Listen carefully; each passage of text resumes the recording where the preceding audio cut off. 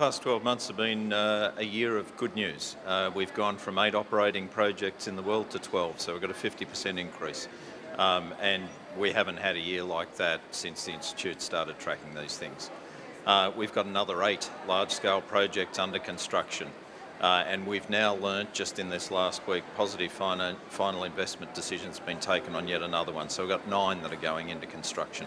So we're actually on track for about 21 large-scale projects around the world, and I'd say that's well before 2020. So that's really good news.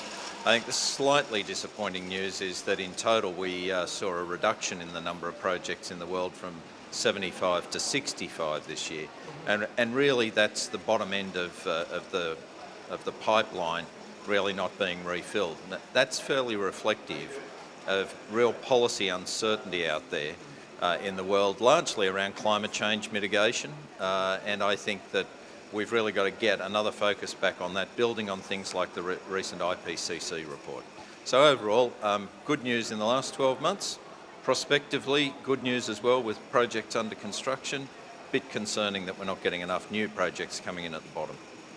I had my ear bitten by an energy expert a few weeks ago who said there is no such thing as one simple CCS project. There are a number of different variants focusing on a number of different sources of energy. So give us a sense about which sector within the CCS sector is doing the best. You were talking about oil, gas, coal power stations, heavy industry. Where are you seeing real signs of optimism?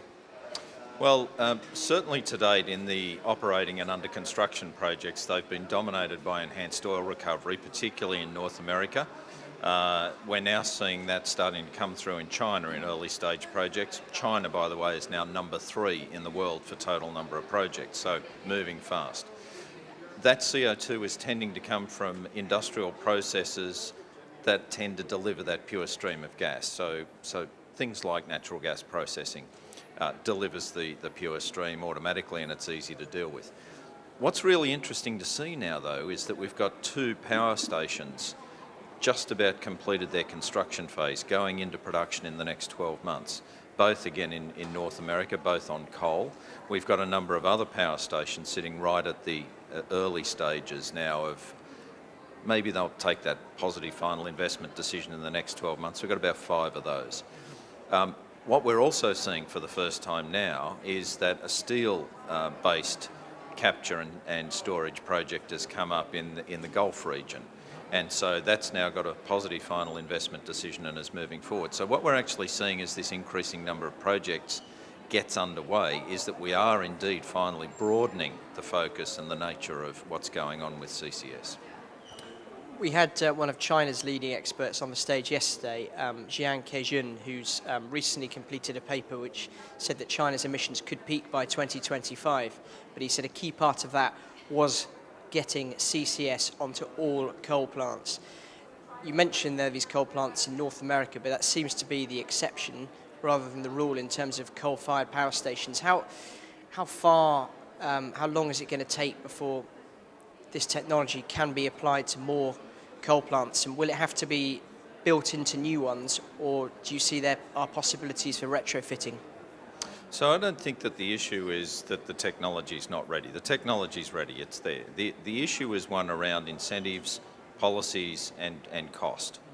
And certainly the stations that we're seeing in the power sector that are being built with CCS are new build or substantial refurbishment of existing plants.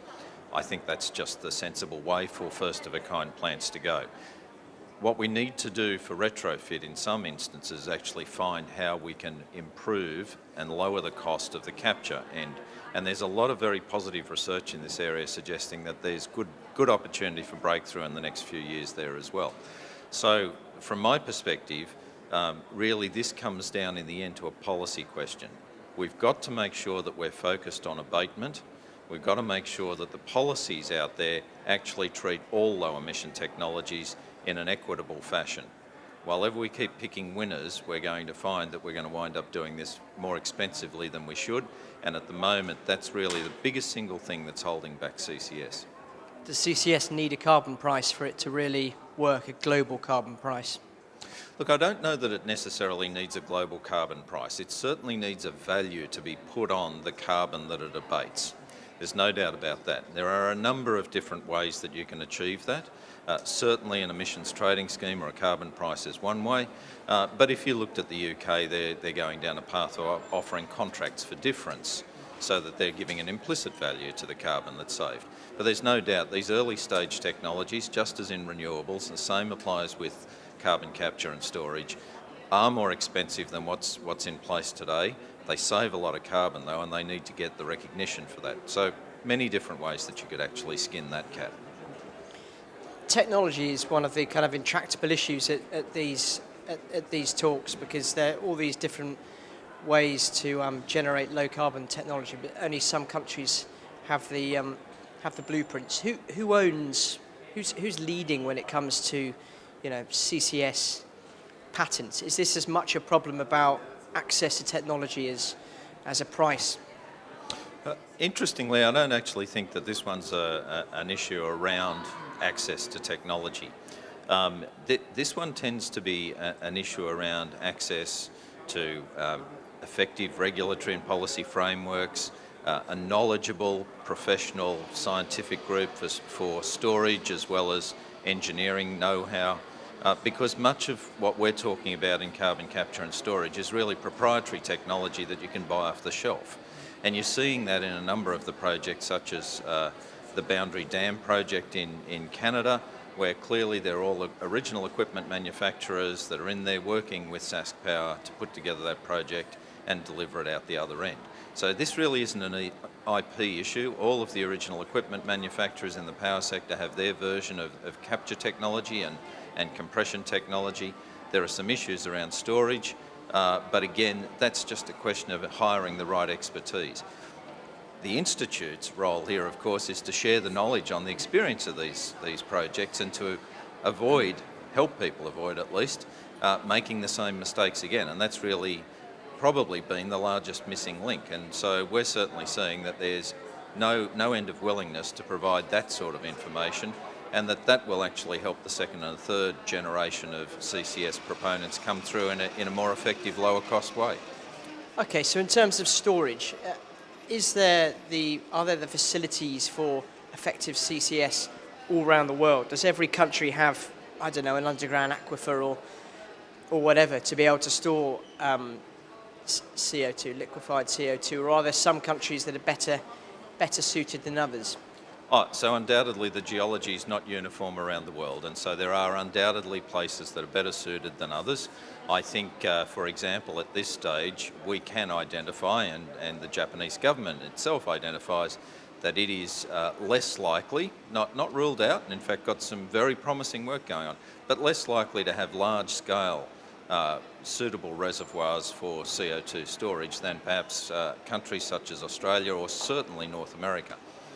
But that, of course, in and of itself doesn't mean you can't do CCS in those regions. We've already funded a study that shows how you can take shuttle ships, which will take the compressed CO2, transport it to an appropriate location, offload it, return for the next load of CO2. It's a perfectly viable technology in lieu of, say, long-distance pipelines. So it adds to the cost undoubtedly, but if we're concerned about the emissions from fossil fuels, and we're going to keep burning these for an awful long time, then there are a number of technologies available to us, and you don't have to be able to store immediately in your geographic region. Interesting. In terms of efficiency, how much does fitting a CCS sort of, I don't know what you'd call it, but CCS kit to a plant, what kind of levels of efficiency does that end up with? How much more energy does it consume? Well, if we're talking power plants, and I presume that's what we're talking, because in many of the industrial processes the answer is nothing. You've already got the CO2. In coal-fired power plants, it depends on the nature of the plant, but it's somewhere around 20% at the moment. Now, the advice we've had from a number of researchers and original equipment manufacturers is that they can see how that can come down reasonably quickly to 15% and probably start heading towards 10% with further R&D. But the critical part here is that you've got to have the market to deploy the technology in the first place, else those improvements don't happen. And so we've actually got to make sure that we get all of these 21 projects away, that we get the next lot coming along, and then we'll get the second and third of a kind that are bringing all of the efficiencies into play from the learning by doing. Okay, so what's your time scale? I appreciate these things can't be done overnight and maybe not within a decade, but when do you think when would you get the sort of really good results from these pilot projects? And do you have any sense of by 2020, 2025, 2030 when we might be seeing CCS rolled out more widely? Well, I think there's two parts to the question. The first part is that, in fact, we're really pleased to hear, for example, from the Boundary Dam owners, Sask Power. They will openly tell everybody that they already know how, when they do their next plant, they can reduce the cost by at least 25%. So there's the on-the-ground, living, breathing example of learning by doing is real. So the next plant in Canada by Sask Power will be 25% less than the first one. And that's the sort of experience we'd expect to see rolled out over and over again. The second part of the question is a lot harder to answer, because how fast is all of this going to be rolled out? Well, I think that the question winds up being, how fast are the policy settings going to give investors the confidence to go and allocate the billions of dollars that are involved to build something that is going to have maybe a 30-year life and a 20-year payback period? And that's the underlying question. When do we get the really reliable, long-term, solid policy settings that make it sensible for investors to commit? I mean, in a sense, Poland's a very appropriate place to have this conversation. It relies heavily on coal, and I think the government a couple of days ago released an energy strategy which said it's probably going to rely on coal until at least 2060. But I'm just interested, from your perspective, how much investment has the coal industry, which needs this more than most to survive, how much investment has it really put into this technology? Because it strikes me, looking at the projects that you've outlined and listening to other experts, the coal industry is not driving CCS. It's people like Shell in Alberta and gas companies. So give us a sense of what coal is doing and perhaps what you think it needs to do. Well, these things are always, everybody would wish others were doing more. And I guess we point to government policy settings as really being the drivers for these things. But to get to the point, I think that whilst I can't immediately tell you what globally the coal industry is spending on these things, the one thing that is very clear to us is that none of these coal-fired power station proposals go forward without somebody who's involved in the coal industry actually playing a part in them. And if you were to look in a variety of locations around the world, and Australia would be an example, there's been hundreds of millions, indeed billions of dollars allocated by the coal industry for research and development in these areas, as well as to put towards demonstration projects. I think that this issue always comes back down to where is the fundamental incentive structure for investments, whether they be in R&D, in a pilot plant, or in the actual deployment of a large-scale integrated project. That's the question. What causes that change in capital allocation behaviour? And I think that what we were seeing in the lead up to, say, 2009 in Copenhagen was actually a real belief that the world was going to do something concrete, and as a result we were seeing genuine, concrete capital allocations. And that was across the board in all technologies. I think since that time it's become far less certain what the world is going to do, and as a result it tends to be on the basis of individual national government policy settings that you're getting capital allocations. I guess our view on all of this always comes back to, if we get the policy settings right, the capital will follow. And that's whether it's in R&D, whether it's from the coal sector or the upstream oil and gas sector, that's where it will come from. We just need to get into a place where we've got reliable, confident policy, and I think you'll see the right sorts of capital allocation follow. Would you back a situation where all new coal power plants have to either incorporate plans to add CCS technology at some date when it becomes practicable, or have it installed already? Is that something that should be agreed at government level? Well, look, I think, pardon me, I think from our perspective, at the very least, any new coal-fired power station that's built should be built in a way that it is capable of being fitted with CCS subsequently. We're going to be very careful about the way we go about this. There are many countries in the world where their populations, and substantial percentages of them, live in poverty, really need the least cost energy that they can get a hold of to bring themselves out of that situation. And in many cases that answer will be coal for power generation.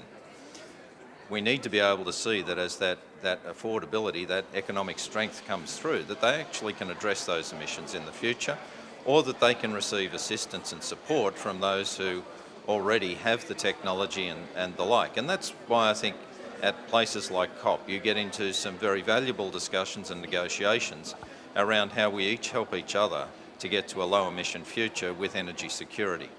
So I do think that most coal plants that are brand new ought to be built that are CCS capable. And we've got all of the standards, we've got the know-how on how to do that, and frankly it's not much of an additional cost at that original construction time.